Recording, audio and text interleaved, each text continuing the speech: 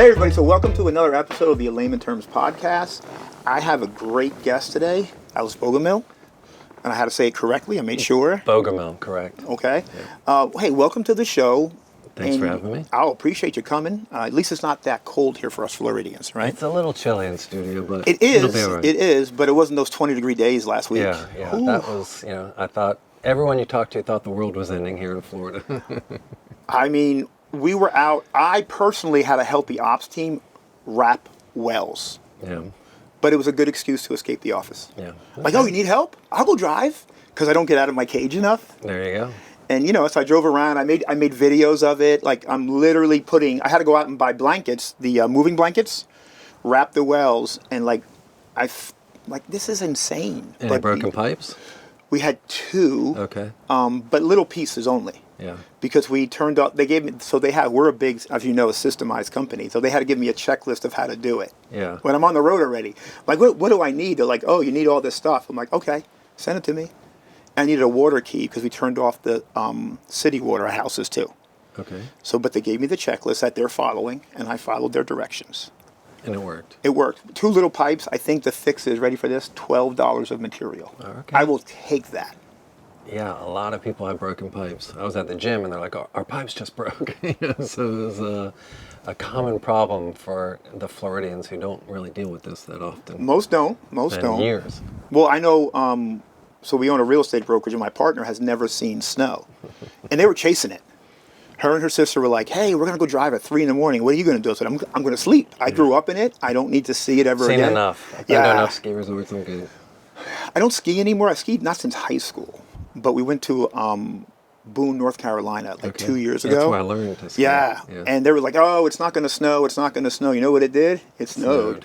And my kids had never saw it. And so we were on the top of the mountain with a great picture of the valley and woke up and it was just all white. So we went outside. We had snowball fights and everything. And, when kids grow up in Florida, they don't know how to throw snowballs yet. So I kind of won those. Yeah, that's a good trip. That's where I grew up going to learn how to ski. I think Beach Mountain. Okay. Beach, and I think I've been to Sugar. Yep. But then you graduate and you go out west and get really good. But it was a good time, family time. When I went to high school, we used to do ski trips in high school. Wow. So that was cool, right? And all the girls went, so you're going. You're like, wait a minute, I'm going in that bus. No parents, girls, let's go. They don't do that. Well, in Florida, they wouldn't do it anyway, right? So different story. But so you are an institutional type lender, but you're private, correct? Correct. Okay, but you're scaled.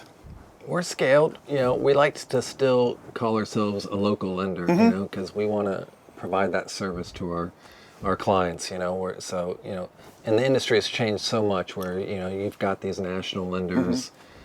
Everyone still falls under private lending, and it's kind of a loose term. I think because a lot of people are trying to get away from the hard money lender. Negative connotation Absolutely. Of hard money.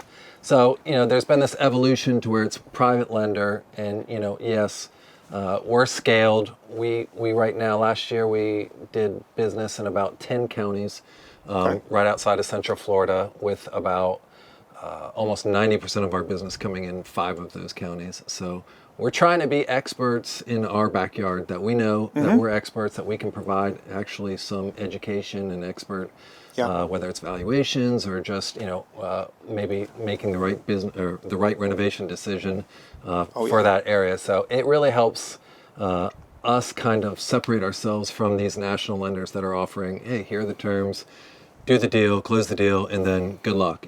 So we want to be actually a partner to our borrowers. We want to be in their corner. We want to add value, and that's hopefully what separates us from these big national firms. With the huge changing in the private lending industry from when I got into it to where it's at now. It's really, really evolved. So you have a serve your client mentality because you want them to succeed and come back. Yeah, because I was just at a presentation the other day, and the slide was, why do borrowers choose capital fundings? And it gave you all these reasons, and I'm thinking, you know what? It's service. You can give all these sub-reasons, but it's really just service, And I think that translates to any business. Of course. Same business as you're in, If you can service your clients, then they're going to come back and they're going to use you. And it's that simple, really.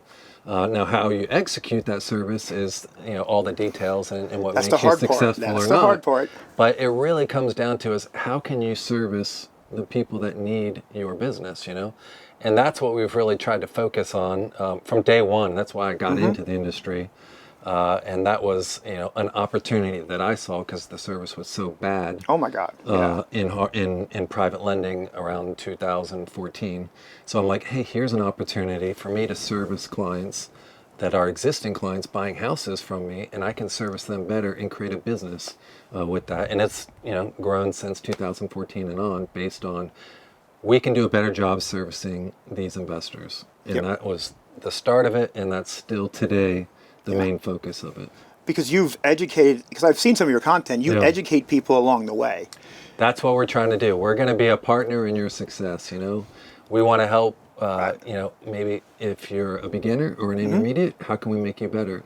How can we point out ways you can do a better rehab, or where you can maybe value a property better, or understand really what goes into profitability on a deal, on your next deal, or maybe put you in touch with the right wholesalers or insurance agent, The how can network. we add value? Right. And then they're like, hey, I have people all the time call me, hey, Alex, what do you think of this house?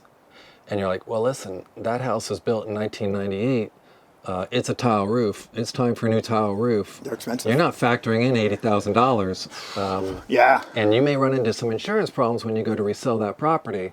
Oh, thank you. You just saved me $5,000 on a down payment, a non-refundable down payment. So that's the type of stuff that we really want to be a partner with our borrowers. And that's, I think, what really distinguishes us compared to these, the monster national companies, the Chiavis of the world out there that dominate every single market they're in based on terms that we have to now compete with. Right. But I used to have like a $5 million line with Chiavi. And when I switched from where I was doing before into now, they don't lend on what I do now. So we had to create all the lending internally with other people. And there's been a couple people, institutional, like Ko-Fi. And 2 months or 3 months after we closed, I gave them their money back. They were absolutely a nightmare to deal with. Yeah. They weren't paying. So Ko-Fi has their own servicing company. Yeah.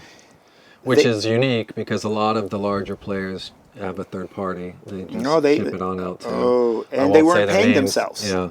So they collected 9 months of prepaid interest, and they were paying their own servicing company my interest payments late. I was getting hundreds of phone calls a month that I'm late. I'm like, what do you mean I'm late? Oh, wow. That's and they not good service. And they do not have, the servicing company has no email or phone number to reach out to them. It's by fax. Yeah, that's just not a way to operate business. We know that, like that's one thing. We service our own loans. We've always serviced our own loans. So if anyone has a problem, you service my loan great. Let me tell you, like if anyone has a problem, a question, payments, anything like that, they can call us. They can go to their borrower portal, whatever it is. They're going to get an answer, and they're going to get it resolved right away. And it's going to be, local. I mean, heck, they can stop by our office if they need to. So nice. I'll bring coffee. For us, it's transparent, answering the phone and servicing our clients, and that's going back to, hey, how do you service these people? The Chiavis of the world, hey, they do a great job up until the servicing part, right? And then they throw it off to FCI, the third-party servicer, and it goes downhill from there. Yep. So, but that's most of your business, Hey, getting them to the table, but getting your money back is also, part of the process, right? Oh, this is not an easy thing to do. Yeah. No matter what side you're on. Well, especially if you're flipping today, it's really hard. Yeah. And then a lot of people, they don't, like you said, take really deep details into the numbers. Correct. And it's emotional. And I remember my first year, I did a pretty good deal my first year. Well, it's like I didn't know anything about real estate besides calling a realtor. And I still did 3 flips. I made only $4,000 though. I learned what not to do on those 3 flips. Yeah, which is valuable. Yeah. But I did it with a guy who's he's like my father. So it was cool. We hung out every day. But I was also like and I left a 6-figure income to make $4,000 1 year. I drove a Tundra, and that wasn't even my gas money. You better hold on tight to. I learned a lot of lessons. I had a fun year with him, and then I went out on my own. Yeah. And then I learned what not to do. Then you know what I did? Hired a coach.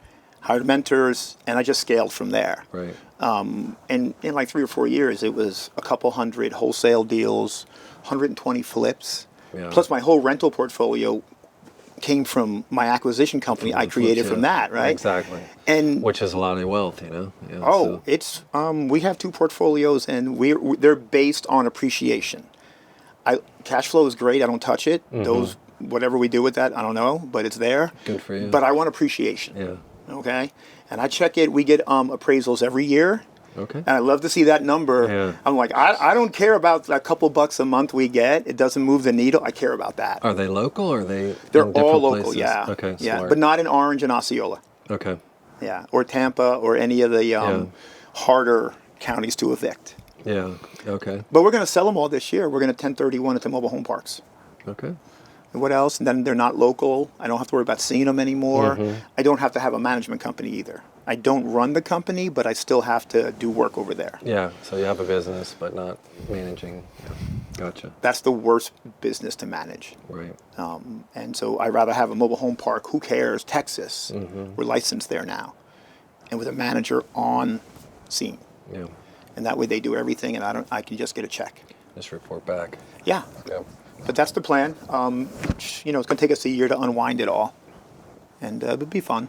Don't dump too much. I don't know how much you're holding, but don't dump too much and move our prices. No, we're spreading them out, and we're extending, certain tenants a certain timeline, and we're moving areas around. We split them up into 5 quadrants, and we're trying to go 1 through 5 and then back again. Yeah. Okay. But I have my broker partners handling it. I'm like, I don't, once we have the tenant out, renovations and sell.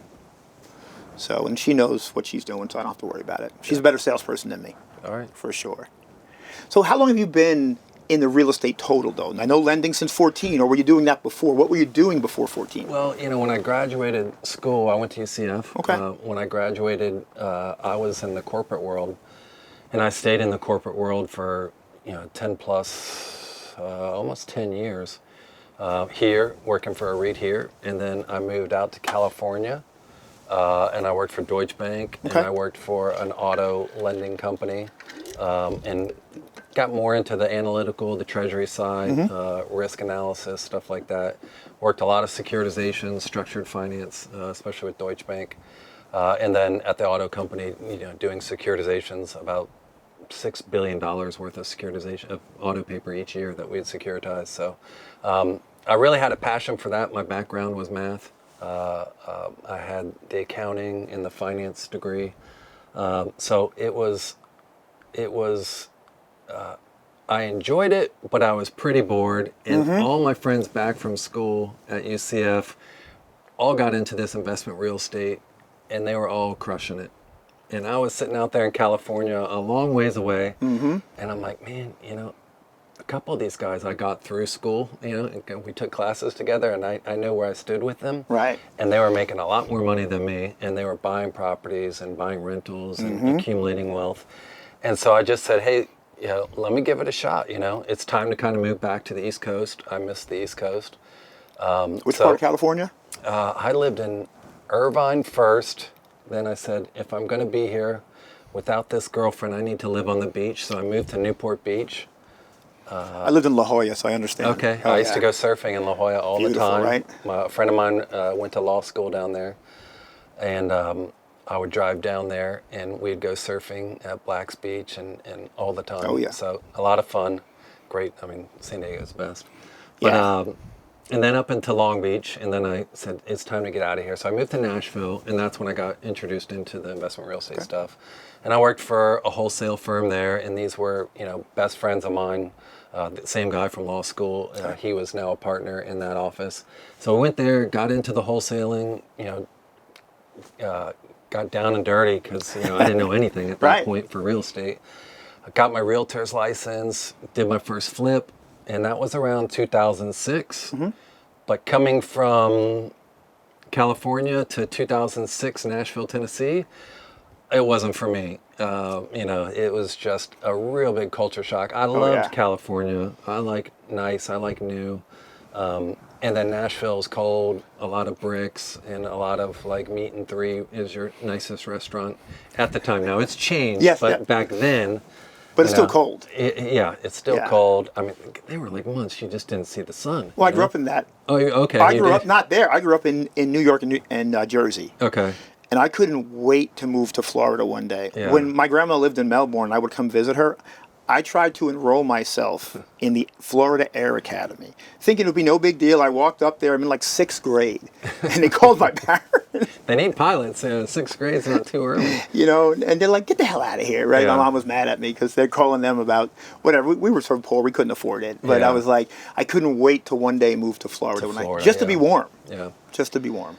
So I did the Nashville, and an opportunity came up, said, you want to go open an office in Chicago. So I moved up to Chicago with a couple other guys that I knew. We were all in the same company. And we opened up an office in Chicago. And Chicago, it was right in the middle of winter. I was there for 3 months. The office never opened. Mm-hmm. The guy that was running the show, for whatever reason, it was still a great experience. We were going out every night. Chicago's an amazing city for the nightlife. Yeah. We had so much fun.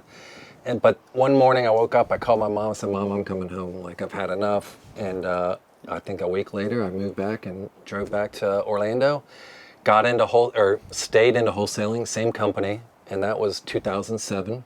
So 2007, through the crash of 2008, through all the foreclosures up until about 2012, 13, I worked for the same company, doing a ton of wholesaling, buying at the auctions, short sales.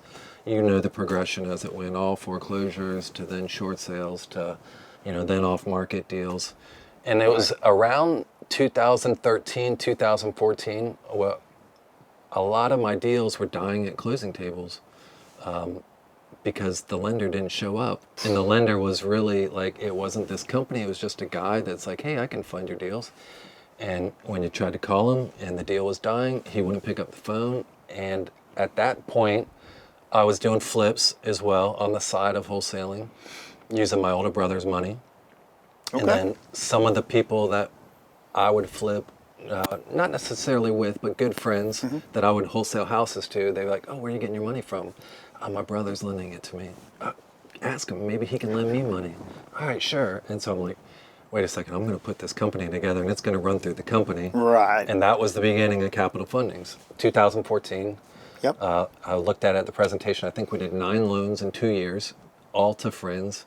And we really just started I knew I could do it better. I had the background in the structured finance. I understood numbers. Yep. I understood, when you're doing $6 billion and asked to do a multivariate analysis of risk, predicting risk for the auto loans, you understand numbers, you understand what you need to capture data-wise and how important data is. Oh, right? yeah. So right from the beginning in 2014, I was like, I need to capture all the data I can on all these loans, so I've just got it, and I can start to understand how these loans behave. So right from the beginning, I set it up properly. I always set it up as I do not want to be this company that expands to different states. I just want to dominate locally. And there's so much space. I knew I could do it. I knew I could provide a better product, a better service than what was being out there. And it worked. And little by little, some private investors started jumping on, and we proved ourselves. I proved myself to them. Right. And then, they got behind me full, and we started doing about $50 million in originations a year. And we really grew the business, and we went from Orlando, and as the Orlando market kind of dried up, as prices went up, you remember investors kind of breached out and okay, now we're doing Deltona, and now we're doing Titusville or Rockledge or Brevard, and then maybe it was a little in Tampa. So we started expanding a little by little as our investors gained more confidence with us, and that's how we grew, and that's kind of jumping back to service our investors, service our borrowers, and they keep coming back. And they'll They do something right, they keep coming back. Yeah, and, some people think it's as easy as, hey, if you got money, you're a lender, but No. like we talked about before this, you can make a lot of mistakes if you don't know what you're doing. And when you're got $50 million out there that you're servicing, mistakes can be large. So you really have to understand what you're doing. Of course. Yeah. It's funny you say how you wanted to dominate Florida. Right. Okay, because not even Florida, just Central our area. Yeah, I don't want to go to Jacksonville. I don't need to be in Miami. Well, I think that's a different animal down there. Like Exactly, Palm Beach that's why- South, that's like it's verboten for Palm me. Bay is about as far Yeah. south as I go. I don't need to go any further. See, we go. We're licensed. We have a partnership. We're licensed in Texas now, and then I've had opportunities to franchise in a couple other states. And then what I decided to do now is to just stay home this year and build out and dominate every aspect of what I do in the state. Yeah. And it involves all the different companies we have now and more. But I hired a new sales manager in the dealership who left Cavco Palm Harbor. She ran their Florida operation. Now she runs my little old dealership. And just her 30, 60, 90-day plan, if you take those numbers over the year, it will double my total revenue from all the companies last year. Wow. And I was like, oh, this was a good hire. In 90 days, let's do it. Well, no, it's not in 90 days, but what her plan was, when you transpose it over the whole year, it's Gotcha. going to double. Because she's like, hey, we're going to put salespeople all over the state. And I was like, okay, 1099. I love that part, right? Yeah. Because she knows, so we can buy from every manufacturer in Florida and Georgia. No one has a dealership like that because we're an investor developer. And so she sold the highest of the high-end stuff. And there's hundreds of local mobile home parks that she couldn't get into because they just couldn't afford Gotcha. that. Now we have the low-end You stuff. got multiple products. The stuff like Francisco used to sell, Yeah. we can get that to the high-end stuff. So Yeah. now she can get everywhere. Yeah. I mean, we're in with certain housing authorities now to build affordable housing for them. She's got us into big mobile home communities like corporate America. Right. Because they can't get units down as fast as they want. And then I saw their pricing. I'm like, those are crazy numbers for setup. So now we're just putting together the whole setup company now. And we'll have that probably up and running Q2. Yeah. You own every little aspect of the Because from we're start to finish. Yeah, that's going to be just a different division for us, just servicing those buyers or those clients. But corporate America pays well. Yeah. You know, like this one mobile home park in Pinellas has 142 vacant lots. And I'm like, oh, we can drop, the hardest thing will be just producing them as quickly as we need because we can get them done in 7 weeks. And there's demand for them? Those lots are not making money for them, Yeah. okay? They're all older Gotcha. units. You know, they're Yeah. empty, so you have this property you paid for. Right. You need units. That's sitting there. And what they've decided after we gave them a proposal was, so you cannot squeeze any more money out of 1970 units. Yeah. You can't. So and then they were getting rehab numbers, 50, 60, 70 grand. And you give can't new sell ones. those units anyway. You can't finance those units. Well, yeah, but they're in on the the parts resale. where they just want rent. Okay. You So know, the park owns them. Yeah, Gotcha. yeah, they don't want to give them away like that. They want. So to you're rent them. going in, putting the model in, the park's buying it from you? The park is hiring us. We're in the stages now to get this done. This will be a whole new division for us Okay. because the park will hire us to do all the work. All right. They'll buy from us, construction management from us, and with our new setup company, they'll set up with us. So who are the owners of the parks now? Has that transitioned? Has that gone corporate or like private equity? Oh man, these big companies, like there's one company here, now we don't work with them, but one company alone owns 140 parks in Florida, Jeez. Yeah. right? So it's not a mom and pop show anymore. No, we're talking Similar like, to us, you know? yeah, corporate America has a lot of commas in their accounts. Yeah. And Oh, yeah. they're like, oh, the rehab is 70, but we can buy a new unit from you at 60. Our insurance is less. We'll have a better quality tenant because now we have a newer unit. Sure. You know, the one mobile home park we developed, small one, and we sold it off. That was the deal we did. But we wanted family-friendly parks. We want, because those are better clients, those are better tenants. We don't want those 1970 units that are falling apart because you're getting, worst, you want yeah. people who are hopefully growing into their own home one day. Gotcha. There's better prospects for everybody there. And so we just knocked it all down, put all new ones in, and then we sold it off. Nice. You know, just proof of concept, and people did exactly what we advised them to do, because it wasn't in Florida, but it was, hey, hold them for 5 years, depreciate the unit for 5 years. The new units or The new. You Okay. can't depreciate the old. Yeah, I was going to say. And then sell the units to the tenants with owner financing in year 6. Yeah. And that's where the real gold mine comes Yeah. in. You know, because you're not going to sell it for less than know- you paid for it, and your interest rates aren't going to be 4%. Yeah, the more you start dealing with the higher level of wealth, the more you find out it's about taxes. You know? Oh, So, yeah. Your strategy right there is take the depreciation, move on. And then when you sell it in year 6, that's where maintenance starts to happen. Now it's not your maintenance problem anymore, but you're getting lot rent and mortgage rent, or mortgage payment, all passive. Yeah, and down payments if they walk. Yeah. And they can't leave with your unit until it's paid off. Exactly. So it's hard to get them away in the middle of the night and everything. Yeah. So Interesting. the market is just, it just seems like it's this all the time lately. Yeah, like I think I'm cautiously optimistic in 2026 as far as the market goes. Last year it was definitely, it was like a tug of war, are we good? Are we bad? Are we good? Are we bad? And I'm on the phone with borrowers all the time. What are you seeing? What are you seeing? And some of these borrowers, they may have 10 loans out with me on renovation houses, because I try to stick to fix and flip loans. You did lend on my the stuff. rental stuff. So I'm calling all the time, like figuring out where are we going, and I'm big into now.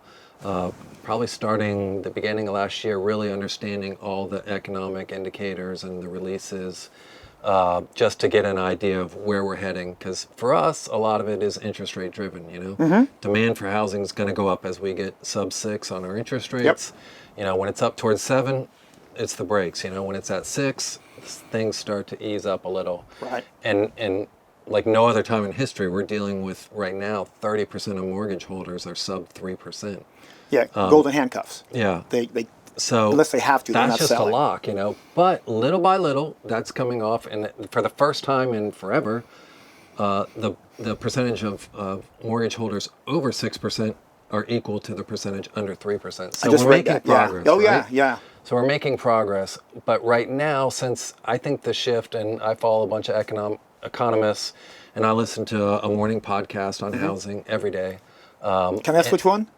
Housing Wire. Okay, because I don't listen to one, but I will start. Yeah, Housing Wire is great. It's an economist, and he's taking everything into it, and he's giving you his view on where housing and rates are going. So I highly recommend it.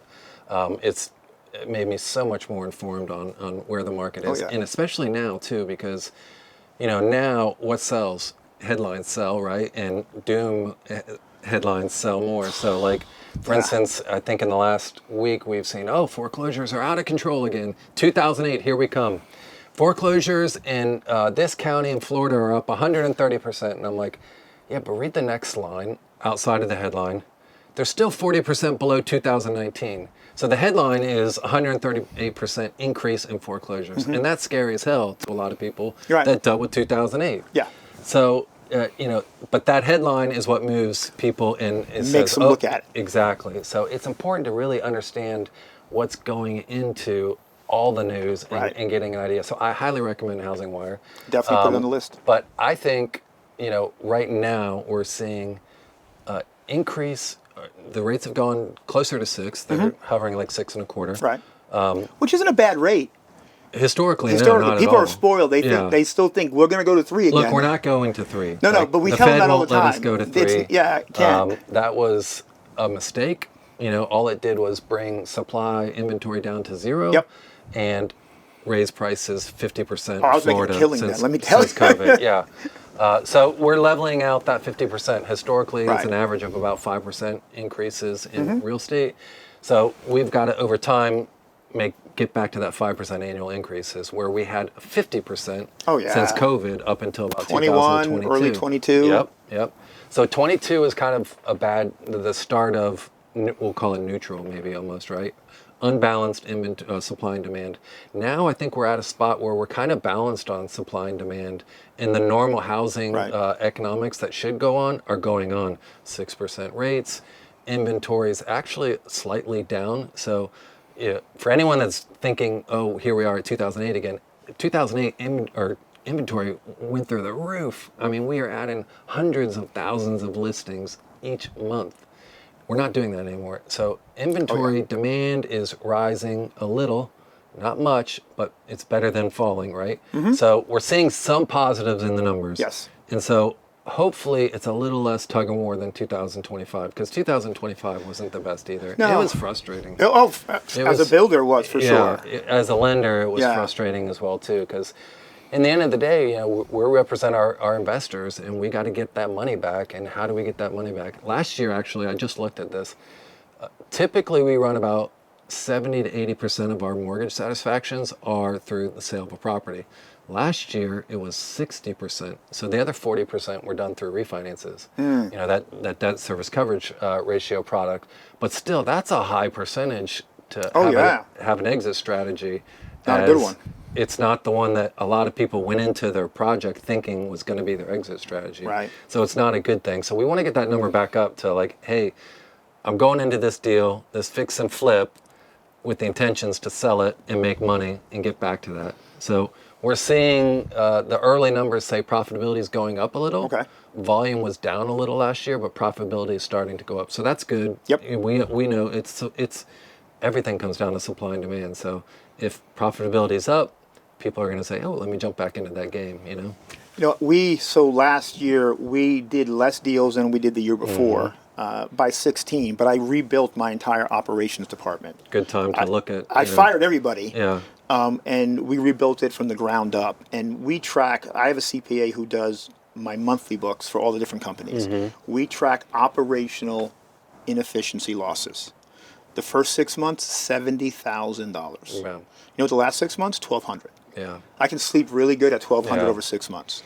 You know, when you get in the numbers, I was just getting in the numbers yesterday at my computer. Based on what we're servicing, a change in our average coupon of 30 basis points is another $150,000 to our bottom line. Right. You know, that's massive bonuses for the whole staff. That's, you know, more cash in the capital accounts. You know, so like really understanding your numbers, you know, is But that comes with right mastering now. your craft. Yeah. And I think a lot of people don't realize you make your money when you buy in this business, not when you sell. Yeah. If you buy wrong, you're dead. It doesn't matter because I always thought, we'll just raise prices at the end my first year. It doesn't work that way. That's one thing that we kind of like really, really pride ourselves in, and we track it too.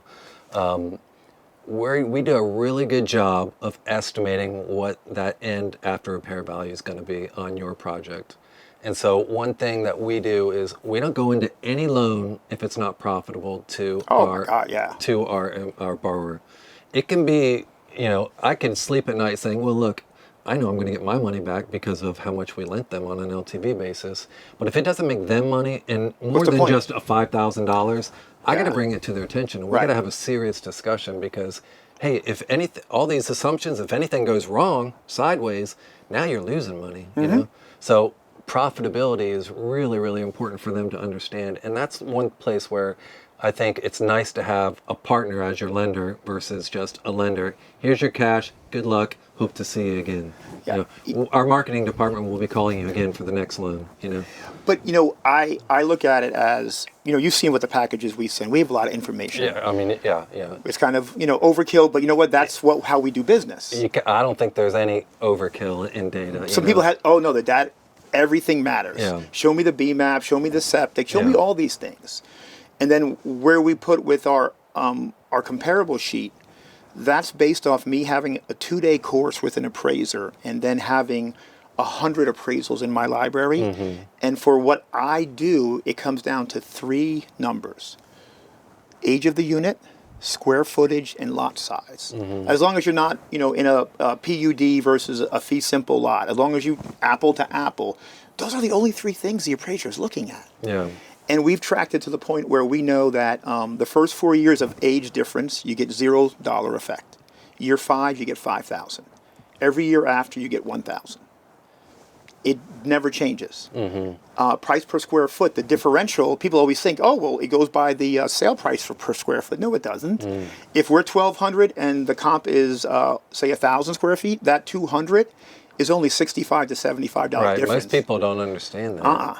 I mean, I have it all the time, you know, like, here's a comp, it's 1,500 square feet, mine's 300, and they'll just double the value. I'm like, listen, that's not how it they're works. Going to a different neighborhood. You know? That's not how it works. But most people don't understand that. I've actually reached out to an appraiser yesterday to do a podcast for us, just saying, hey, explain all the nuances that you know that our investors don't, how can our borrowers don't, how can we make them better? Because that, if you don't have somebody on your side, teaching you appraisal, they're going to jump into a deal, and Absolutely. as soon as they close, they're doomed. There's yeah. no escape. Yep. You're done. You will not make money unless COVID hits and we jump 50%. That Yeah. don't bet on that. But after I paid a local appraiser to sit with me for 2 days. Yeah. You know what my takeaway was?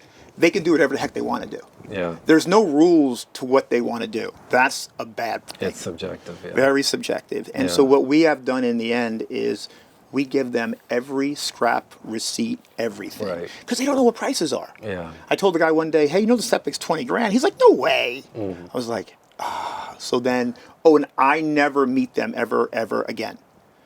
If I give them something, they're like, oh, you're doing my job. If one of my realtors, the ladies give it, oh, thank you for your helping. Interesting. And I'm like, all right. They're like, hey, you're not supposed to do it anyway. I'm like, you're right. Yeah. You're right. Okay. Like human nature, nobody wants to be told what to do, right?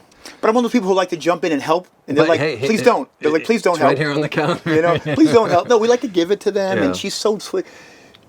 They're much better at what they do than me. Well, So I right look at it now, that way. We do a lot of debt service coverage ratio loans to refi our borrowers and any other borrowers out there that don't even use capital fundings. But right now what we're seeing, and I'm seeing it with some of my borrowers on the fix and flip product too, is appraisals are coming low across the board. So I don't know if it's like the government during an election and everybody gets the memo, hey, go tweet this same thing all at once. But it feels like the appraisers have been notified, like, hey, let's take values down a little, $10,000, $20,000, because a lot of these appraisals are coming back right now $10,000 to $20,000 lower. And it just seems like it's uniform and it's almost like staged and Yep. Everybody's on the page. So we lost 2 last year, Yeah. but we won them both on went back and- Tidewater and just on the rebuttal. Yeah. So the guy on the Tidewater gave me my first bad appraisal when I entered the manufactured housing business. And because of him, I have an appraisal library. So when we were arguing it, all I did was look at the first one he gave me. He gave me the same numbers on a double wide in 25 that he gave me on a single wide in 22. Wow. And I sent him his own appraisal. How can you give me those numbers, double wide to single wide? Yeah. And you know what he did? He wouldn't change the appraisal, but he just said a value and walked off. Okay. But he's supposed to change it. Yeah. And then the second guy they did an out-of-state, hired another company, $40,000 under what we thought we would get. And he comped me into planned urban developments, and he couldn't. He didn't even read the realtor's comments where it says, oh, there's a $20,000 transfer fee when you sell this house. And he said, it doesn't matter. But by the appraisal guidelines, he can't use PUDs against me. Yeah, and now if you know what you're doing and you have a force, but if you're an individual, You're dead. Yeah, dead. you're not winning that war. No. You don't have the appraisal library. You can't go back to, well, I did this flip in 2022. Most of them can't, or they just won't. Right. They don't understand this is something you can battle or dispute. So yeah, it's really, really important to have a good idea. And I've tracked all my numbers since 2014 on a monthly basis, and I have all these pivot charts of data. And for us, we look at what's the sales price compared to our after repair value at the time we underwrote the deal. And consistently, we're about 109 to 103%, meaning that whatever we thought it was going to sell for, we underestimated by 3 to 9% compared to what they actually sold it for, which is good. We don't want to overestimate it, and then people lose money.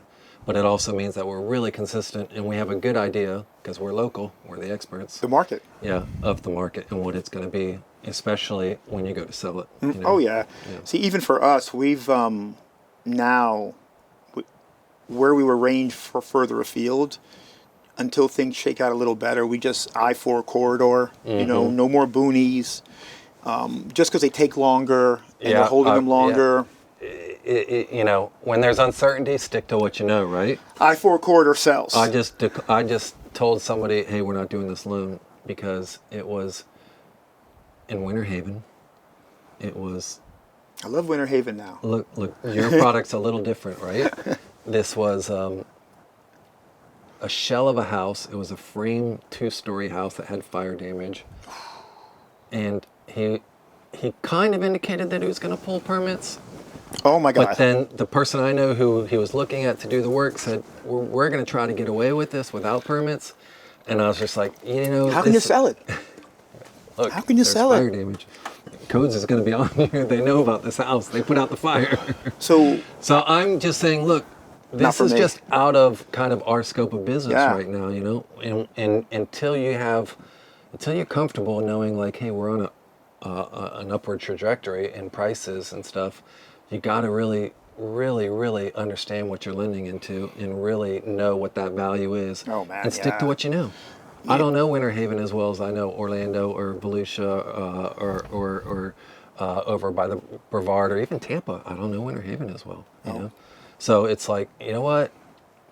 I know one thing's for certain. If that house comes back to me and I got to pull, do drawings, permits, I don't want that. Oh yeah, I got headache. enough headaches in my life. Having done a firehouse, it's like, okay, how are your trusses first of all?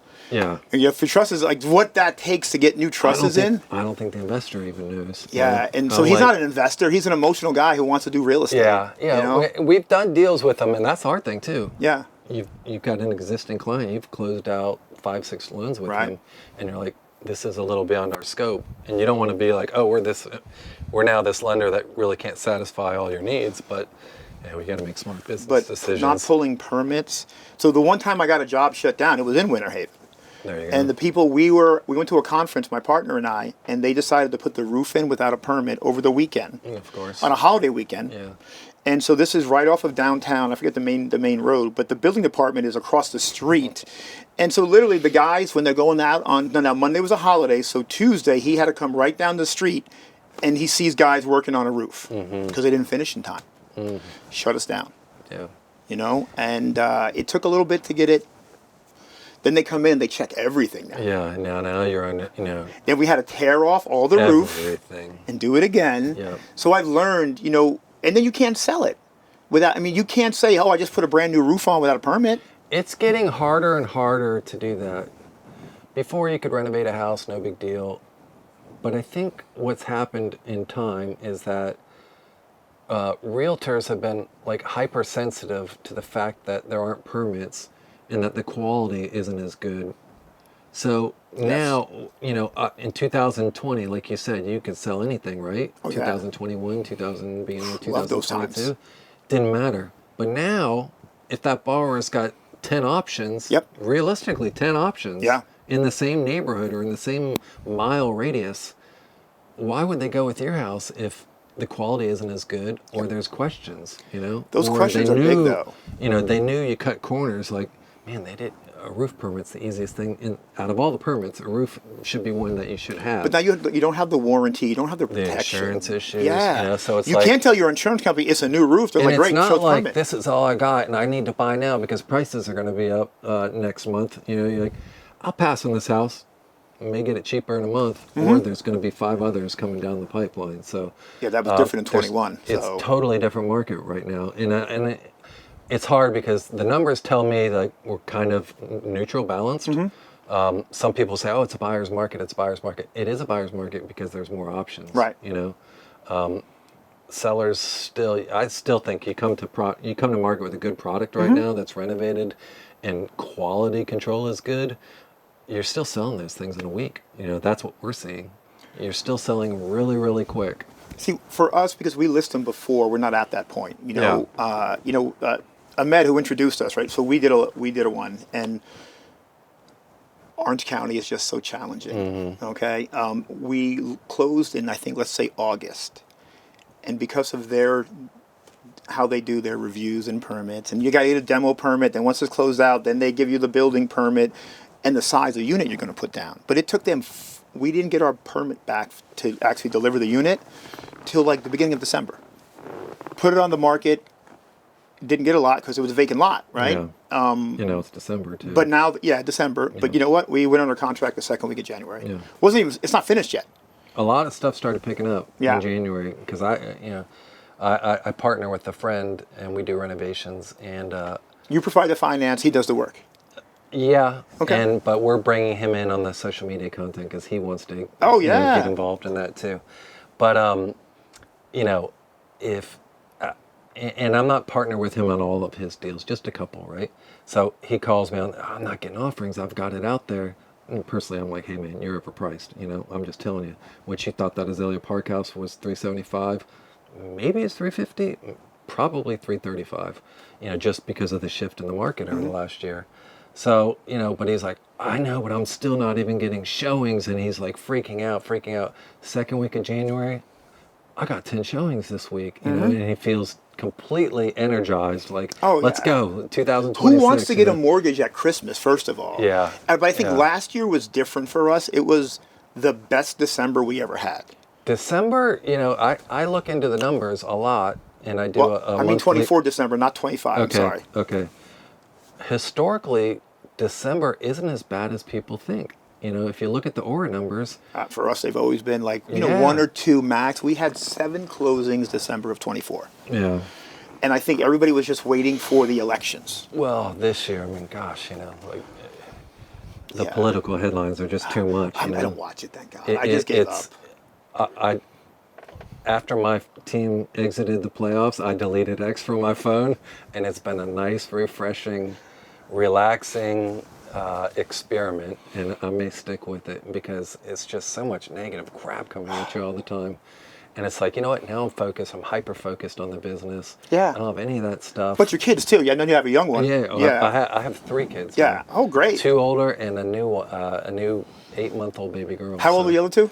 16 and 11. See, you're like, I have So I have it's a a going on gap. 17 and 8.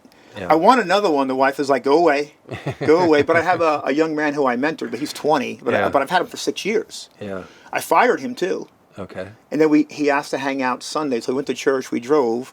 I'm going to give him a second chance because he's a kid. Yeah. And I think the person who trained them was the problem. Yeah. Because I had to fire him because he wasn't detailed. But man, I spent 6 years. He's my other son. I used the Rodney Dangerfield back to school. 1 kid through college, 1 kid through a wall. But I told him when I fired him, it doesn't change our relationship over here. You're welcome at my home still. You have the code to my door. Yeah. You can come and That's eat. good. And my daughter It's is the not one. easy to do. Yeah, my daughter asked Friday night. She's like, because she's 8, so he's been around her for 6 years. Her whole life? Yeah, she's like, is Blake still like my brother? Yeah. I'm like, yeah. He's like, why isn't he here anymore? I was like, so we That's how texted him right then and there. We had just finished my Florida room. I put in a hot tub, a cold plunge, and a sauna. Cool.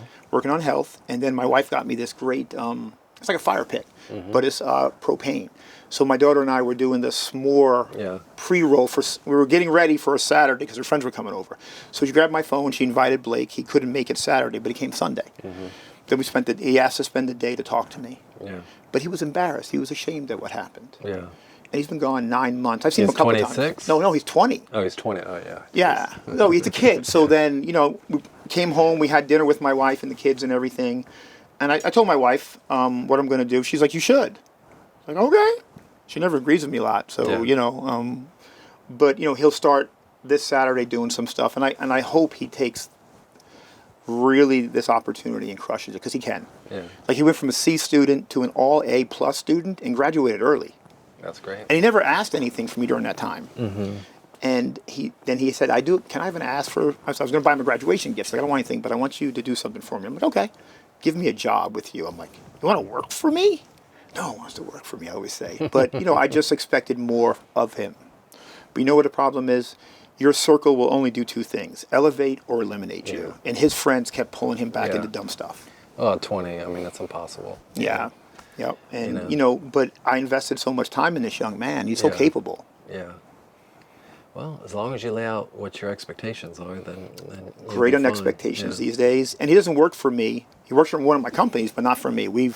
I took him to my operations manager, who is a former Special Forces guy, has a ton of building experience. He's got his details down. Oh, yeah. That's why I only lost $1,200 in 6 months and not 70 grand. And I introduced him. Bernie had known about him before. And I said, I'm out. Because my son works doing the same job on the weekends, 1 day a week. So doing the same thing for now. And but this is who you talk to. And I said, Bernie, if you need to put a foot in him, you put a foot in him. And then we left. Because I don't want to know what he does at work. It's not my job. Keep them separate. Yeah. So they're going to give him the here's your list, here's your day of training again, because it's different. But he should crush it. Yeah. Because he's struggled and it's been hard for him. So what are your thoughts on 2026 related to, the market overall and then your industry? I think people are still, well, they're coming to the realization this is what it is interest-wise. Yeah. And my belief, and people don't like it, is that if your mortgage could be the same as your rent, what the hell are you doing renting? Right. Okay, and if you can look for my products, we almost give them all the down money. That's how we build it in. But people don't realize the benefits of home ownership enough in America, or they think they can't. Okay. They're kind of downplayed a little, like people think, oh, it's just a financial decision. It's not a financial decision. I mean, it is a financial decision, but there's also a lot of, a lot more like, hey, this is a family. This is a step in the right direction. This is right. a lot more emotional than just financial, and that's, I think, where a lot of people think like, yes. Oh, well, houses are not affordable. No one's going to buy a house anymore compared to renting, but that's just not true because it's not just financial, it's emotional as well too. And they shouldn't look at it as this is my forever home. Okay, this is my stepping stone. Yeah. Okay, most people don't stay in their home forever. Right. But it also teaches them responsibility. You have to take care of it now. There's no more landlord to call. But all the tax benefits you get. What are you writing off when you rent? I don't believe anything. Zero. And so I don't think, first of all, it's not taught in school. Look, I'm 54. It was beat into my head. You grow up, you do whatever you're going to do in college, and you buy a home. So I bought my first home, I think it was 97, and the interest rates were 6.99. Not too off now. And there wasn't the other products there is today. Right. 0% down. No, it was 20% conventional. Yeah. Yeah. But now it's just people, they have no problem buying $1,000 shoes, 26% credit card interest, right? A car loan at one of those places that hit them over the head. Hey, we got you. You have an 8-year loan. That's okay. But a home, it's like, no, the home takes care of you. Right. And hopefully appreciates too. Yeah. And so when I lived on Pine Tree Drive in Miami. I had a 12-car garage with 11 cars in it. Bought them all cash too, by the way. There we start dumb mistakes, right? That's a lot of real estate, high-price garage. Yeah, but I grew up dirt poor, so you know what you never taught to do? Yeah. How to hold on to money. Yeah. And different business, different time, and now my kids have more financial sense than at 16 and 8 than I did at 30, for sure, right? I don't own any cars. My company does. I don't own them. I don't, if my company can't write it off, we're not doing it. Yeah. But I think that's something that they need to do better at teaching. Like my son and I really dial this in. Because you talked earlier about your background. He wants to be an accountant. Comes to me one day and he says, Pop, do you use accounting? And I was like, I think accounting, I started off as an accounting major and I got, to the higher level classes. I was like, you know what? These people don't really like me. I'm a little bit different than them. And my older brother, who was graduating at the time, he's like, I'm finance, go to finance. I said, all right, I'm now a finance major.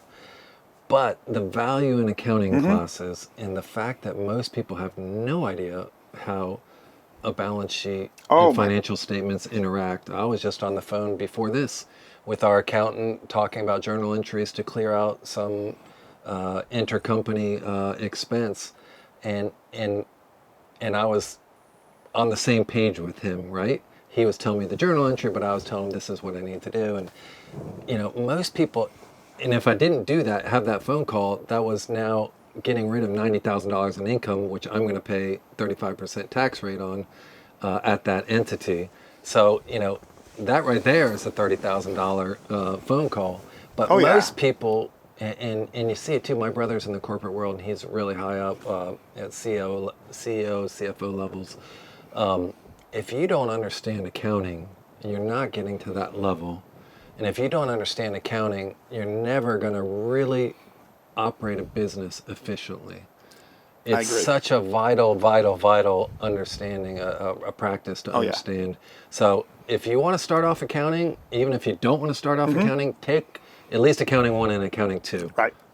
Understand how the financial statements weave into each other. And, I don't think you need to be able to prepare them, but you need to understand. I don't think you should either. Yeah, exactly. Because when the CPA puts their name on it, No one Stay bothers away. it anymore. But when you Exactly. put your name on Yeah. it, they're like, yeah, we're going to dig through everything. Yeah, our fund, we get independent audited financial statements, and now all of a sudden we're credible.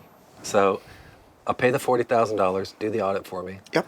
and now when I go present the fund, the opportunity of investing in the fund, now hey, I can trust this because these guys Right. did the audit. You know, so it's huge. when I pivoted into this, I have a coach, Gary Harper from Sharper.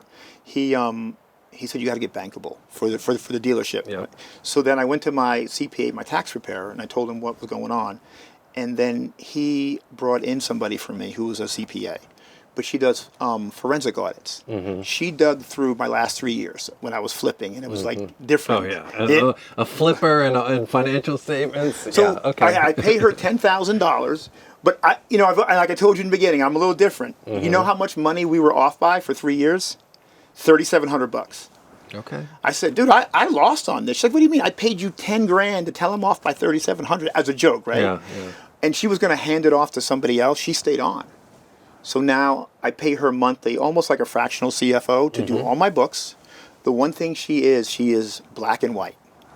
So I run everything by her. Hey, can I do this? Not like that. How about Yeah. if I do this? Yeah. No. How about if I do it this way? Oh, that's good. Yeah. And then we That's hand it important. off. Like she was, we were supposed to have our taxes done last week, but she was sick. Oh no, not sick. The Frost. Her husband owns. Well, they own a nursery, a big tree farm. Right. So So with she the was cold, busy. she was like, hey, I'm like, Yeah. hey, not a problem. So I think it's next week, but I'm done for 25 next week. It's going through all the companies because it's prepared monthly. Yeah. In the corporate world, I saw business decisions being made at high levels as how it affected the financial statements. And that was it. Yeah. You know, it may not have been the best business decision, but accounting standpoint, it made sense where you had to do that year based on earnings or, these were REITs, so you have specific retests. But yeah, when I started capital fundings, it was, I want to do everything so this is a sellable business, And that was my goal from day one. That's why I gathered all the data. I want to have all this information to one day and run the books and have them properly done to where you can just hand it over and somebody can say, hey, okay, this all makes sense. This is what your company's worth. Right. Not that I want to sell it, but I want it sellable. But that's putting it on the proper foundation. Yeah. That's where we're hoping to do. I don't think I'll ever sell, but I want to be able to franchise in other states. Yeah. Because my model plays well. And If done you've got correctly. if you've got all the details of the model, that's now a sellable We're franchise. kind of detailed oriented, and I have a good team today. I'll tell you, like I'm really proud of them because they don't bring me what the other people who sat in those seats used to bring me. Okay, and we have we call them business unit leaders. So we have a meeting every Thursday, and I report one number. That's it on the stoplight report for the week. I just say one number and then I'm out. I listen to all the rest of the numbers, and then You that's set where it up good. Yeah, well, the As an consultant, owner, the consultants did, right? Yeah. Because my job is I can't know what's going on in all them businesses. It's impossible. Yeah. So Frozen became, the Let It Go song. That's the theme song. I just watched it the other Yeah. night with our daughter. I know. I had to throw away the Last night microphone. she wanted to go to sleep and Frozen 2 was on. Happens, but those are cool, those are great times. Yeah. So but that was the growth for me to go from here to there. Yeah. I have to hire the best people possible. And that's been a problem.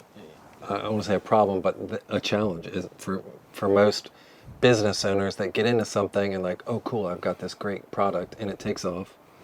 And then how do you can't manage the growth how without do the you people. traverse that to where it's like, okay, now I need to oversee a much larger scale and really not just be buried in the details, Look, we were 25, 26 million across all the companies last year. That's great. Going to double it this year. Yeah. One of my masterminds, they were talking about 10 to 20% growth a year. And I said, no, I'm going to double it. He's like, oh yeah, right. Come on stage and talk about it. Then he made one mistake. He didn't ask me how I'm going to do it by adding all these other verticals. Because we own a mortgage company, so we're writing it presently at least $1 million a month. The goal is $2 million by quarter two every month. Well, if you're writing $2 million times 9, that's a lot of revenue coming in. And he was like, oh, I should have asked the question. I forgot. But I didn't even understand vertically integrated 3 years ago. Now It's we're amazing. completely. I do it all the time. I look back the fund that I started, with the attorneys and then getting it on board and working with the fund administrators and the tax and audit people. It's 3 years of distributions in April of this year. And I look back and say, man, how much I've grown personally Oh yeah. in the last 3 years before I started this thing. It's just, you just know so much more. It's like a different person, 100%. Yeah. It's crazy, the growth that you get. That's the best part of it, because people ask me, like, what's your number? I said, I don't have a number at 54. I came to this later. I want to know what I'm capable of. Right.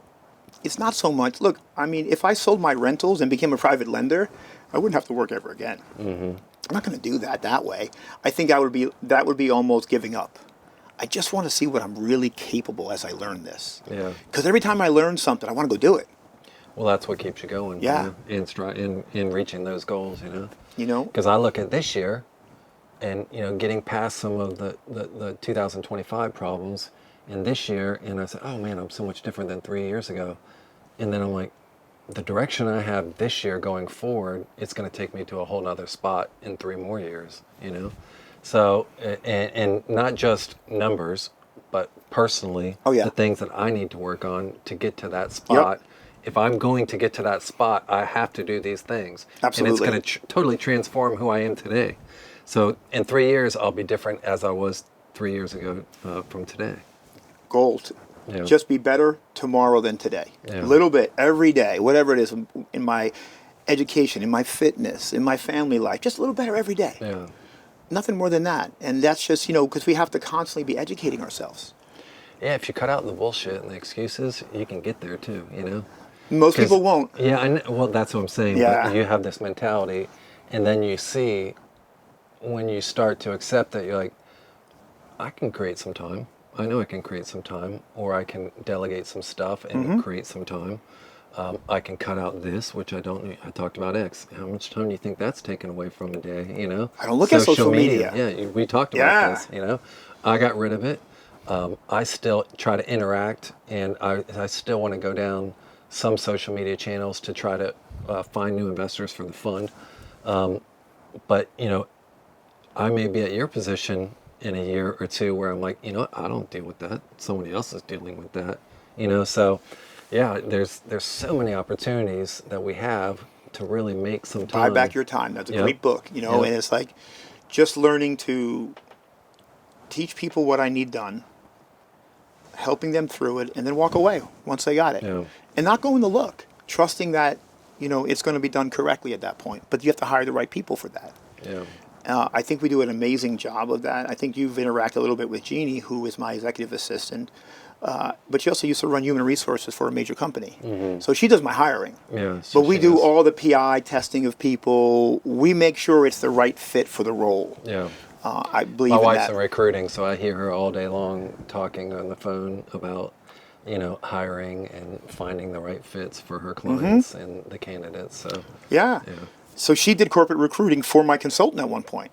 And they, because of that, she comes with this great background.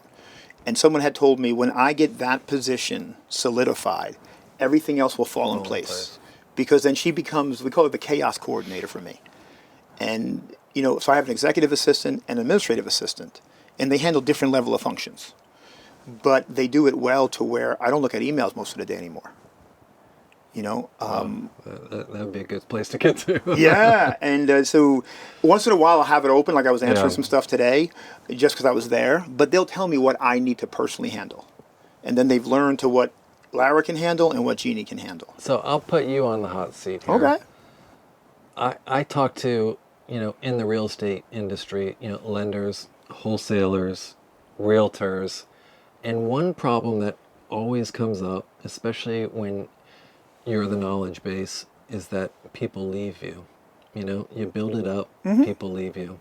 So what do you do? Because you now sound like you've got this great organization built out. What do you do to retain that top talent? What do you find is most important? Culture. Yeah. Somebody just came over from a Fortune 500 company to little old us because their culture stunk. Yeah. Corporate culture is rough. Right. They didn't take care of her. They, and So you have to expect people are going to leave.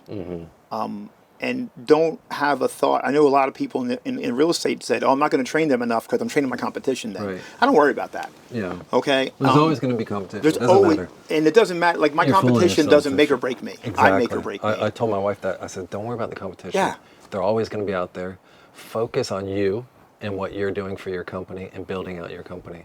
The competition is always going to be there. Who cares about them? Look, the guy who we know in common, people say that's my competition. I don't think he is.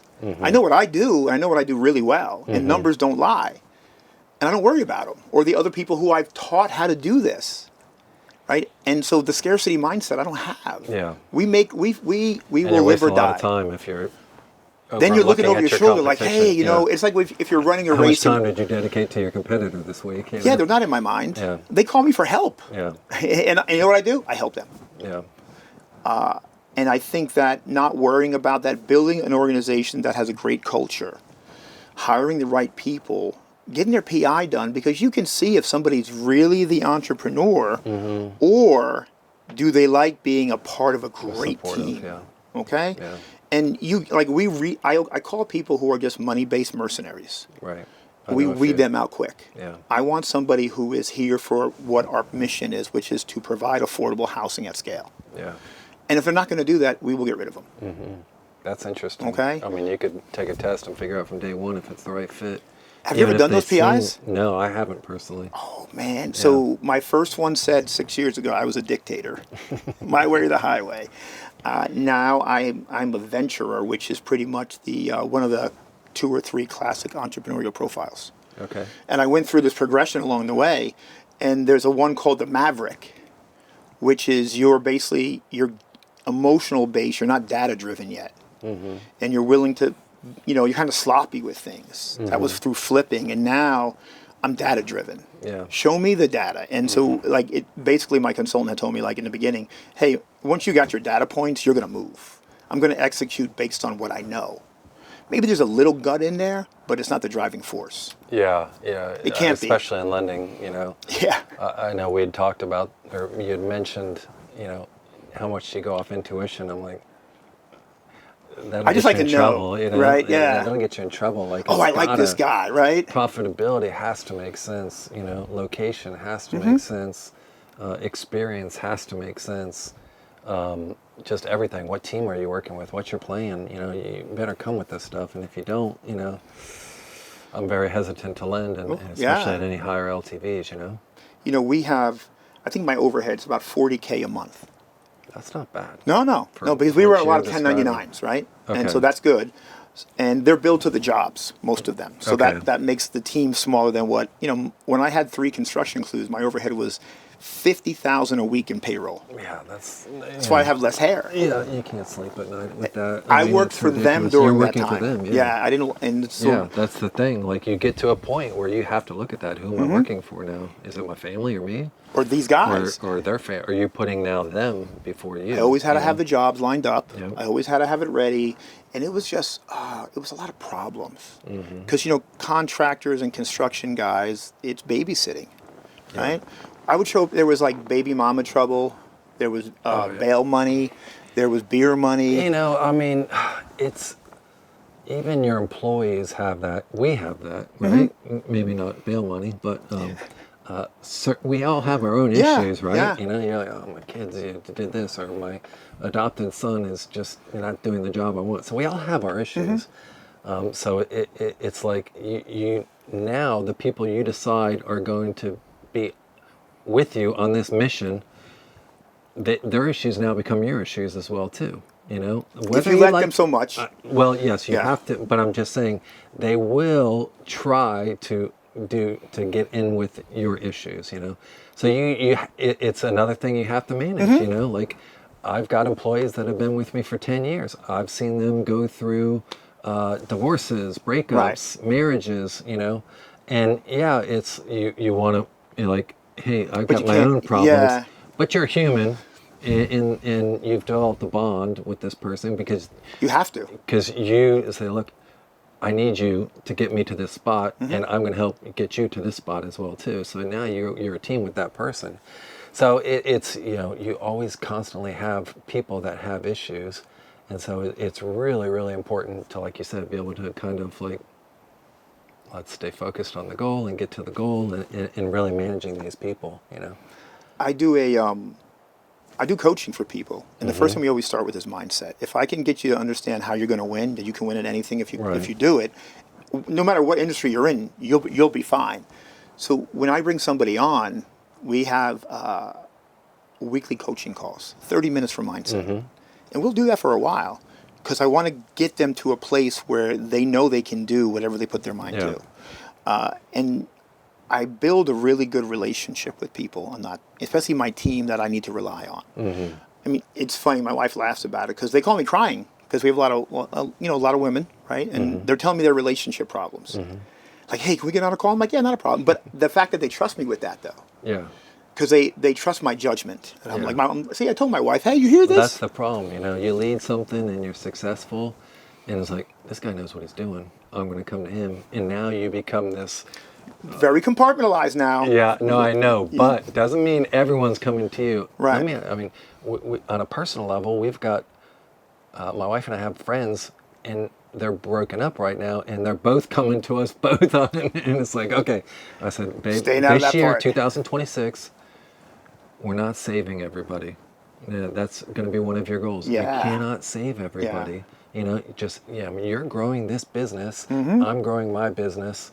We want to be there for people, but we can't devote all of our time to saving them this year. I know you love doing that, and that's part of her personality, right? It would come out on the test, But likes to take in the strays too, right? Yeah. So but you're also now becoming an entrepreneur, and I'm telling you, this is how you got to run a business. So like less of this, more of this, Oh, 100%. Look, to the point where time blocking, the phone's good and bad. My phone goes off. Like when I'm at work, it's always on Do Not Disturb. My emails are turned off. We do all our internal communications through Google Chat, and people know they all see my calendar when it's time blocked. And so they'll send me a chat. And if I'm time blocked, I'm not going to hear it. Then there's a time where I'll look at it internally. I still won't look at my phone during the day. If I'm in the office, it's turned over, facing away from me, so I don't hear or see it. Yeah. Because that, where your focus goes, your energy will flow. Yeah, and it's at your level, it's every direction's hitting you. And when I go with email too. Oh yeah, that's why someone else handles it. Tom, you need to see this. Okay, great. But when I go upstairs at night, in the beginning, I could not shut it off. I'm still looking at things. And then, so I have an off-duty phone that has no email, it has like Audible, YouTube, Airbnb, and DoorDash probably, right? What I need. And I make sure it's a Samsung versus an Apple, because it'll be hard to move things over. But I've disciplined myself enough now, because I like to read the news. I like Apple News, what I have set up, and I can't put that on my Samsung. I don't like what they have. But I'm so disciplined now that I can bring that phone upstairs when I'm relaxing and read the news, but I have my phone still turned off. My emails don't chime anyway. No one's contacting you. I mean, they do, but I don't see it. Yeah. I don't look at stuff till 7:45 in the morning. That's today was different because I didn't go to the gym, so I looked at it earlier, so I knew I had a doctor's appointment or whatever. So I'll make the exception when it's needed. But I couldn't have done that just a year ago. I needed another phone for it. Now I don't need the other phone for it because I said, no, I'm not going to look. Someone else will see it. Like, it's like, oh, what if the house burns down? Okay, call Colleen, call the fire department, let me know in the morning. I can't do anything about it. Right. And I was losing a ton of sleep over it. And now I don't need to lose sleep over it. Whatever's going to happen can be handled at 7:45 better than it could be at 7:45 p.m. Yeah. Because I think everything for me, I'm a morning person. Everything is heavier at night than in the morning. I will climb the mountain with you anywhere you want to go at 6, 7 a.m. Now, I'm your guy. But you want me to do a lot at 8 o'clock at night? No, I'm not that guy. Yeah, I spend time at night, and that's one, that would be a goal to get away from, Because you do have to have your time for your family, for your kids, just... You have to be, Those days are short, as you know. Yeah. And what I think your two older ones are boys, and then your youngest is a girl. The girl changes everything. I'm going to tell you, like I keep hearing this. but in a good way. Yeah. So I was a lot harder of a person because I grew up in New York City in the 70s, very on the street, right? And my daughter has softened me so much. Monthly, we get nails done. We do all of those things. We have a daddy-daughter date once a month. Cool. I hang out with my son special once a month, separate. Then we hang out together, but I give them their own time. Yeah. Like, what do you want to do? Let's schedule it. So my daughter and I go get nails done. Now, no colors. If she had her way, they'd be pink. But I'm going. I don't have a problem with that. This Friday is the daddy-daughter dance at her school. I live for that. Yeah. That's like a big deal for me because it just means so much. And I'm not going to have it forever. Yeah. So I treat it like the prom. You We were got going to your get a tux? we were going to no, but a nice suit though. We're going to Nice get suit. we were going to get a limo, but I have a new Hummer. So my daughter's like, no, we're going in the Hummer. I'm like, I saw, okay. when I pulled up, I saw the Hummer. I said, that's Tom's Hummer. But I got it off of Swap-A-Lease. Okay. Okay, the guy, it's a 2025 Hummer. I paid $13.50. The company pays for it, Yeah. and he gave me $4,000 to take over his lease. Wow. Is It's that financially makes sense. electric one? Yeah. Oh, nice. Yeah, I don't You see like it? gas I do. Yeah. I mean, I put the 220. I had a company because when we were doing the Florida room, they were putting in a sub panel for me. I'm like, hey, I need another 220 line Yeah, so right it's come here. out, yeah. And it's been. I thought I would be worried about all the. Plug it in. In Florida, I wouldn't worry about it. Like my wife has a Tesla, and I drive it up to the villages a lot. And even if I pick it up and it's like low on charge, I'll pull off somewhere and charge it. And it's 15 minutes, but you're listening to an Audible. Yeah. You're making I have a that phone ability. call. Yeah, I So never you're use it being yet. productive. And Right. it's actually kind of nice. It's fast. It's like I can fast. sit away for 15 minutes in the middle of some highway in the middle of nowhere and do something with maybe educational Yeah. or maybe catch up with somebody or maybe a sales call. Like you can make it productive. So I have most days if I'm driving a lot, I bring a driver because then I'm not on my phone trying to do it. Yeah. And I learned, like my consultant was like, you got to get a driver. You got to get a driver. And then when I started using it, I'm realizing when I have my laptop open, I'm generating way more revenue sitting in this seat than sitting in that seat. Yeah, exactly. And I'm not going to die because I'm trying to do it on my phone one-handed. I was driving my son to school today, and I'm like, I should put this down because I was in the Tesla, and it was like, I'm gonna hit a curb here. Well, my This ain't daughter, gonna be when good. she will tell on me, first of all. To what I went so far as to, I got different glasses. They don't have the reading and the distance in them. They're separate. So I Okay. changed. Yeah. So these are my driving glasses, I can't see the damn phone with them Yeah. correctly. That's But good, I do though. talk to text all the time. Yeah. I have the Siri set up with the Chat GPT interface, and but it's funny. I have Siri set up as an Indian woman because my wife is Indian.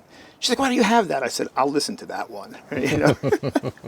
Because I just there's a better way to do things, and I think, but for men, it's like asking for directions. Hey, we don't need to do that. Yeah. I mean, it's not too long before. I think we're having the robo-taxis come to Orlando by June of this year, so that'll be an interesting concept, Oh, look, Sit back and utilize your time. when I travel, I won't even rent a car anymore. Like, no, we're going to Uber everywhere. Because we can have, if it's business, I'm more productive, one, and I don't know where I'm going.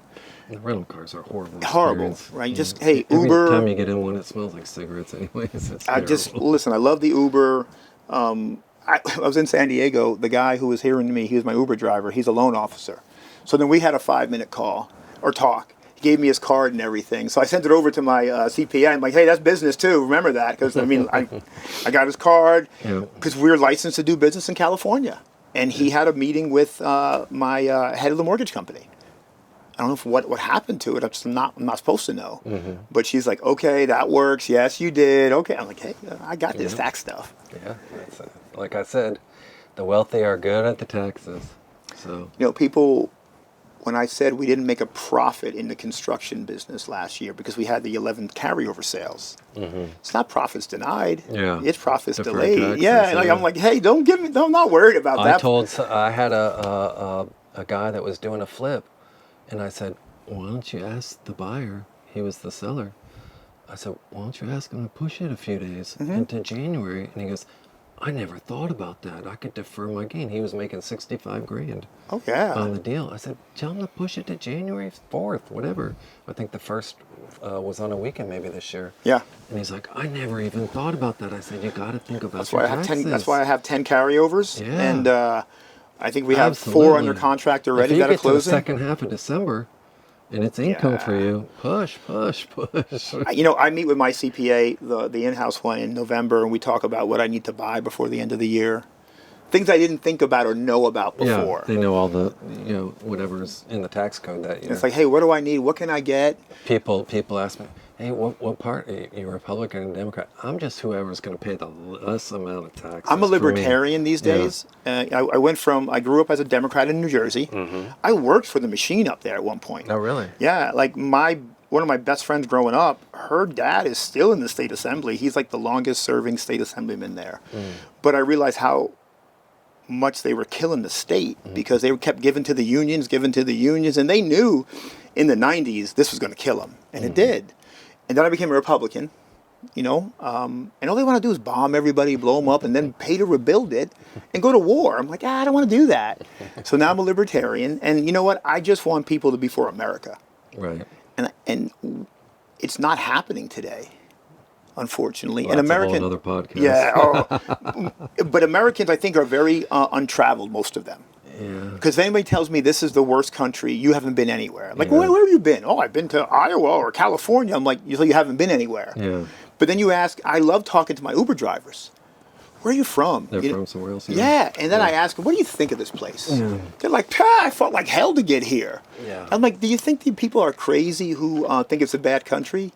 It's like, the guy was telling me he grew up in Lebanon, my last one. Lebanon. He's like, I didn't have running water every day. Yeah. Because how bad the country is and all the craziness. So we would have running water a little bit. We'd have electricity a little bit. People will tell you about Cuba. Oh, they got national health care and everyone's a lawyer and a doctor. I've been to Cuba I said, now. you been to Cuba? No? Okay, I have.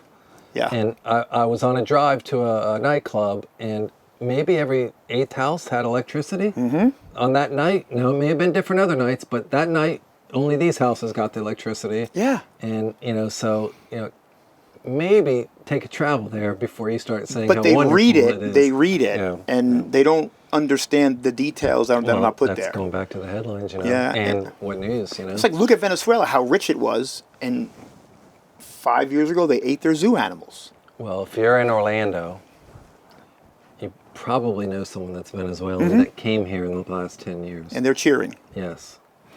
And But Americans aren't. You probably met them when they first got here. I know people that married some beautiful women from Venezuela that were like, we had to get out. Francisco. Yeah. He was kidnapped as a kid. Kidnapped and held ransom for his father to pay. Right. Because his father had a business. Yep. And then they took the business and then they left. It is, that's the bad part about America, is that we have faults. Every place has faults, but you're not going to be able to get ahead anywhere else like you can here. Yeah. And, but I think the educational system has failed, especially at the college level. Once we gave tenure to all these professors and they became so socialist about, we need to do this. It never worked anywhere. Like, it's never worked. Everyone got a college degree too, and it just kind of like, all right, it became a profit center, I was just reading this article on Apple News about how 48% of Stanford students are disabled. Because by filing this paperwork to be disabled, they get all these benefits. It's like, wait a minute.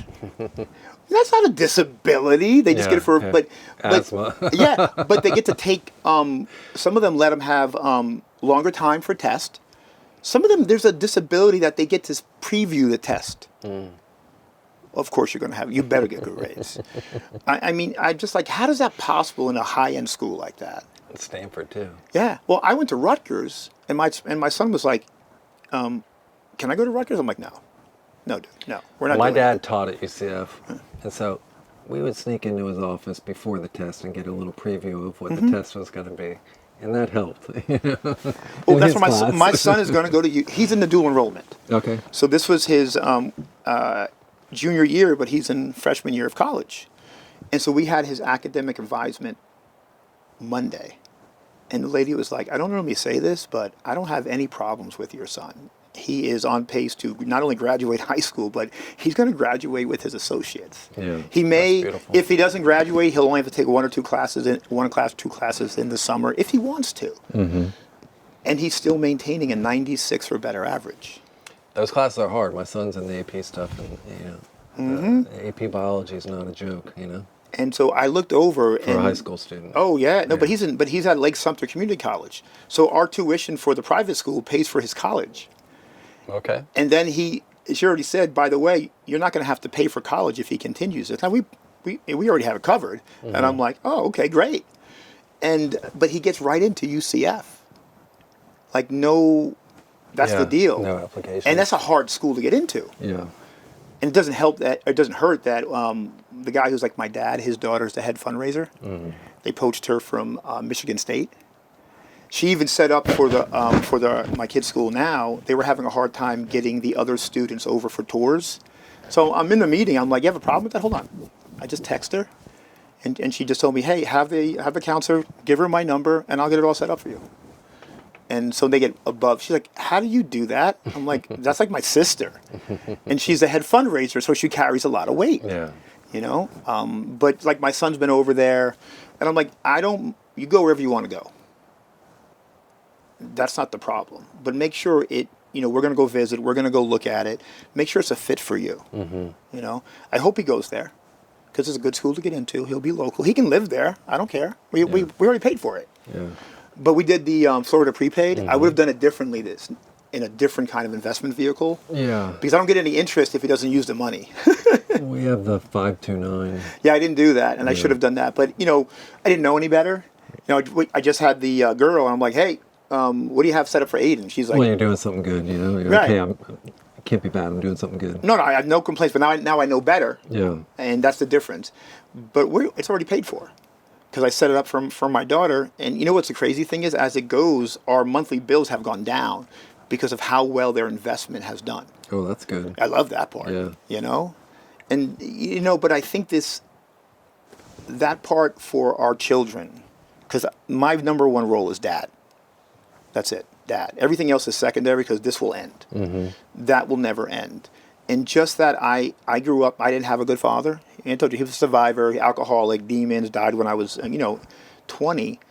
But there was never a good word out of him. And that's different in my house. Yeah.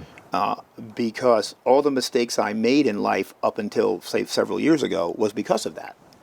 So my children will not have those issues, I swore. I didn't want children because of it. And now, if I could have a dozen, for sure. And One it's sports that team. part, because my wife still wants more, so... No, man, go ahead.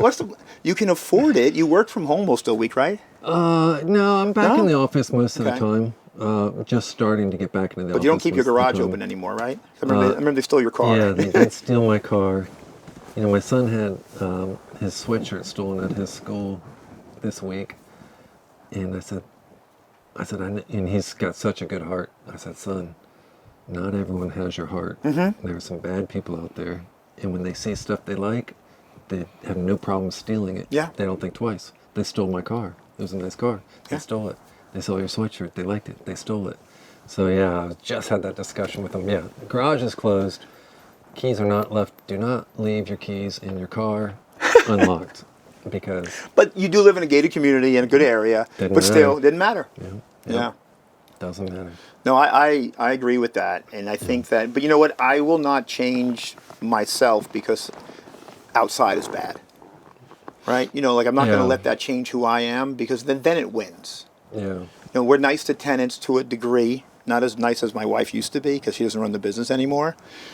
I've had some screw me over, but I'll still help the ones that deserve helping. And if I just handle it, I'm good, right, at the end of the day. So we're going to wrap up in a few minutes. Parting words from you on if somebody was getting into the game today, getting into this business. And it's a hard business now. I think only people left today are professionals compared to 21. What would your advice to be? Define business, though. Real estate, any part of real estate, because I still think it's a great business. Yeah, I mean, it's definitely a great business. There's so much volatility, in the stock market, and real estate is like, It's real. It's real estate, you know. Yeah. So there's collateral behind it, you know. But I think if I could start over, I probably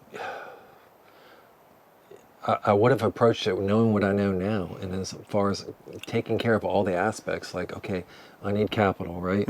I need a mentor. You know, I need someone to show me the way. Yeah. Instead of learning all the way, you know, yeah, I used to flip houses, but I didn't buy rental properties. You bought two portfolios of rental properties. God bless you, you know, and how important is that in your success for the rest of your life and your kids' life? It's huge. And it's going to let you do what you want with the buying the parks. So like I made a ton of mistakes along the way. And if I had a mentor who was actually looking out for me, I had quasi mentors that were good friends, but they had their own interest, I think, Yeah. you know, versus mine.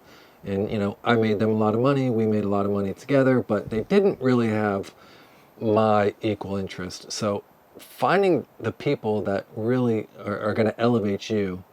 And then the biggest thing I see is, you know, and I'm on the phone with borrowers, with investors, you know, is just to take action. You know, so many people have this idea. Yeah. I'm going to do it when this hits. You know, when prices come down, I'm Yeah. going to start flipping houses. Yep. You know, when this happens, I will do this. Just do it. You know, I always go back to there was never a better marketing slogan than Nike's "Just Oh, yeah, Do It." just do it. It Yeah. still holds true today, even though they don't use it anymore. Just do it. You know, and if so many people just follow that, you're going to make mistakes along the way. You know that. It may take you a while. You could start at 50 years old on your path and I still started this get at there. 47. Yeah, and look where you are now. You know, I mean, it's just a matter of taking action and putting the right people. And then actually, you know, and I'm kind of going into this phase because I've created something that's great and I've got this great product, but I'm going into the phase where I want to be better, you know? Absolutely. So it's like really being able to look at yourself and saying, how can I be better? Okay, I haven't flipped the house. I'm getting into this game. How can I be better? How can I do that? What are the real steps I need to take? I need to go find $20,000 from a relative or a family member. Well, how am I going to do that? I should probably learn the business and be Yep. able to pitch myself on the business and close a deal to where I can say, hey, be my partner, whatever it takes. Bring you know? value in some way. Yeah. So you gotta like figure out what you've Yes. got and where you're trying to go, and then come up with that plan. And if you can do that, you'll get there. I promise you'll get there. I 100% agree. But most people won't take action, and most people won't really shoot for some high level. Hey, I want to flip a house this year. Yeah. Okay, cool. You did that last year. Why don't you flip 10 this year? Exactly. You know? Oh, man, Oh, but I don't 10, that's want a to. I don't lot, want to push you know? too hard. Yeah, that's a lot. So it's really just believing in yourself, you know, and getting the right people around you, because That's you makes said, or break. you talked about that circle, you know. Yep. They're either going to elevate you, and everyone gets into a circle, they want to go to the next level. That's why we keep going. I just read a book about this. You get in your circle and you want to get to the next circle. You get into that next circle, and it was actually talking about happiness. Because you get into that next circle, and then you see the next circle above you, and you're like, I got to get there. And you don't let yourself be happy. So it's important to, you know, before you get to that next level, enjoy where you're at. the process, Yeah. right? Yeah. So, you know, it's really, so many people just, they have it in them. I want to be this when this happens. Okay, well, just be that, and how are you going to get there? And map it all out, and then just do it. Absolutely. Just simply do it. Yeah. There's so much out there now. Like today, there's so much information, education, There's no excuses. help Yeah. for free. You can make a business plan, and you can learn how to sell that business plan on Google Gemini, ChatGPT, on any of the AI servers. I was on there today saying, man, I've got this great product. I'm always trying to raise money for our fund. I've got this great product. I'd give these great presentations. I'm complimented. You do a wonderful job. That's one of the best presentations I've ever seen. Well, why aren't you investing in me? You know? So I'm giving this whole scenario. Call to action's not there correctly. I'm giving, well, it's tough when you're saying, give me $100,000 and you don't know me. So how do but it's I tough. understand that. It's tough, Yeah. but there's a way to get there. And there's so many resources to figure out how to get there. So it's really just saying, you know what, I'm tired of being here. I want to be here, and then getting there. You know, that would be my biggest thing, no matter what you're doing. In real estate, I feel it's the easiest way out there to do that. Yeah. You know, because all you need is to take action. You can find partners. You know, it's not like I'm building something to compete against Google. No, okay, good luck with that, right? But everyone can get into real estate. Yeah. We help people get into real estate. No, you do. I've watched your content. Like Yeah. you give value. Yeah. You give great value to people on all levels. And that's important. Yeah. And having spent this time with you today, it shows then how you will educate your customers to serve them. Yeah. Instead of just, well, I'm good, you're not, whatever, I'm going to get mine. And that's a lot of lenders. This is an open book. Let's see you profitable. If you're profitable, you make money. I could save you money sometimes. Maybe sometimes I don't. But if I can, you're going to come back and get another loan from you. Yeah. And I love seeing the success. You know, Oh, yeah. I tell it all the time. Like, you know, in Orlando and Central Florida, you got a lot of people that come here from South America, from Puerto Rico, from Cuba, and they're chasing that dream that you talked about, the American dream. And they actually sometimes are more pro-America than... We are. Yes. Not me, probably Yeah, not you, yeah, right? yeah. But I mean, people But who... a lot of people, Oh, right? yeah. And so to see those people come here and say, I got this plan and I'm going to do it, and you are part of that with lending to them, and they do it, and then all of a sudden they're creating wealth for themselves and their family. That's a really cool thing. I enjoy that a lot Yeah. in our business. And I see that all the time in our area because, I mean, I'm going to have to learn Spanish because in 10 years, you know, it could be totally different than what it is right now, you know.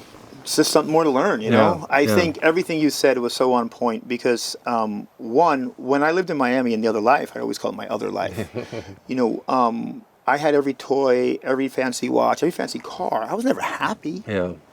I'm so much more happier today with my life because it's not based on this. It's based on a different value for me. It's a strange concept to Yeah. put your head around. I'm like, oh, I want to buy that car. Let me go get it. Yeah.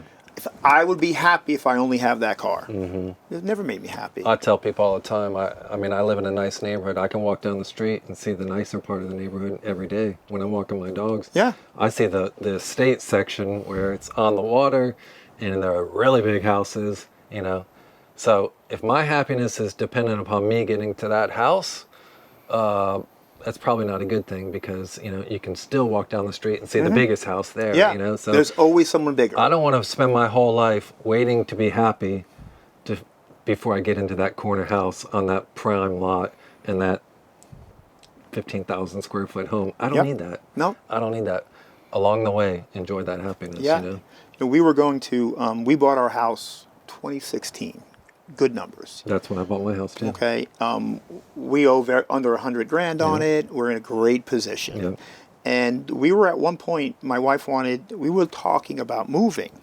And she was looking at Bella Colina because we have a friend there. My friend from my Miami days lives there. Really clean. Yeah, great. But he lives in a beautiful. 3-story house. I think his mortgage is like $5,000 or $6,000 a month. Which isn't too bad. But Yeah, but still, it's for 3 people. Yeah. Him, the trophy wife, which we don't agree on, and his son. Okay, 3 stories. Yeah. My mortgage has decreased every year since I bought the home because I pay down principal ruthlessly. Paid out. Yeah. Okay? Yeah. And my wife, we were talking about it. I'm like, first of all, I would go to war with the HOA because I'm not going to listen. I served on my board. They leave me alone already. But we decided we don't need it. Yeah. Our house is too big for us now because when we built it, we have a double master because we were taking care of my mom. And then she passed away. So that's my home office. I got the best bathroom finally. And my own closet finally because I wasn't allowed to use that. Yeah. But it's the only place in my life where I'll let my comfort be okay. In business, I don't want to be comfortable. But in my home, we're good here. We don't need it. We don't need any bigger. I would downsize. Yeah. But she's like, no, we're good. I'm like, okay. But that's the only way I'll let myself be comfortable in that part. Because we don't need any more. Yeah. You know? Yeah. Hey, you know, I really appreciate today. I've learned a lot about you. I hope people understand how hard this business is. And tell them how they can reach out to you if they need funding. I mean, the easiest way is to just check out our website, capfund.com. My cell phone, the easiest way to get a hold of me is texting me. Oh, my God. I do it all the time, and okay. that's still part of our service. And I've done over 100 flips personally. I've wholesaled over 1,000 homes. We've done now over 1,400 loans. So people like that, people. You know the business. Yeah, people like that I'm offering myself. So 407-616-0942, only one time. If you got it, text me. Don't call me, text me. Oh yeah, call. Yeah, and I'll get back to you as soon as possible. But you can call our office. Easiest way, though, is the website. Email me, text me, alex@capfund.com. He answers pretty quick. Yeah, for the most part, I answer pretty quick. For the most part. Unless I'm stuck in podcasts, or you just had your trying to baby. raise capital so I can fund Tom's deals. And I maybe delay that response, but he knows I'm good for him. He doesn't. Brandon, once you doesn't tell have me, anything to worry. once you tell me yes, I just have Brandon on the job, right? Yeah, he knows I'm good for it. So, part of that service is making yourself accessible in my industry, in my business. It's what sets us apart. It'll evolve, but I don't want to completely lose that in that opportunity for our clients as well. I'm going to agree to disagree on that. That's I fine. think somebody That's should be fine. handling that for Yes, you. And when it's There will be a time Okay. where it's just too much. Yeah. And I agree with your agreeing to disagree. Okay, perfect. 1,000%. Perfect. But for this podcast, for today, beginning of 2026, you got my contact information. Get a hold of me. 2027, that may be off limits. We'll see. Okay. Yeah. All right, everybody. Hey, thanks for joining us today at the Layman Terms Podcast, and we'll catch you next time. Take care now.